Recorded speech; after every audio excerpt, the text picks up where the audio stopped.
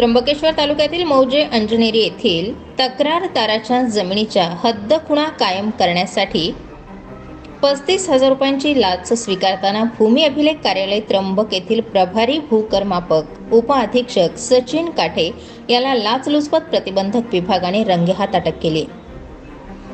तक्रारदार यांचे survey number 199 ब मधील 40 गुंठे या क्षेत्राची मोजणी तसेच हद्द कायम करण्यासाठी साठे यांनी पंचांसमक्ष 40,000 रुपये, त्यानंतर तडजोडीअंती 35,000 रुपये लाचेची मागणी केली।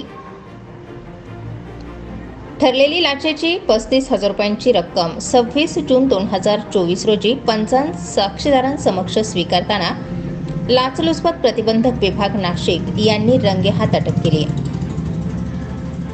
मुंबई नाका पोलीस स्टेशन येथे साठे विरुद्ध मुंबई नाका पोलीस स्टेशन येथे काठे विरुद्ध गुन्हा दाखल करण्यात आलाय। सदरची कारवाई शर्मिष्ठा घारगे वालावलकर, पोलीस अधीक्षक लाचलुचपत प्रतिबंधक विभाग नाशिक, माधव रेड्डी अप्पर पोलीस अधीक्षक लाचलुचपत प्रतिबंधक विभाग नाशिक, नरेंद्र पवार वाचक पोलीस उपअधीक्षक लाचलुचपत प्रतिबंधक विभाग नाशिक यांच्या मार्गदर्शनाखाली स्वप्नील राजपूत पोलीस निरीक्षक, प्रभाकर माळी, संदीप खांडगे, किरण धुळे, सुरेश चव्हाण, संतोष गांगुर्डे यांनी पार पाडली।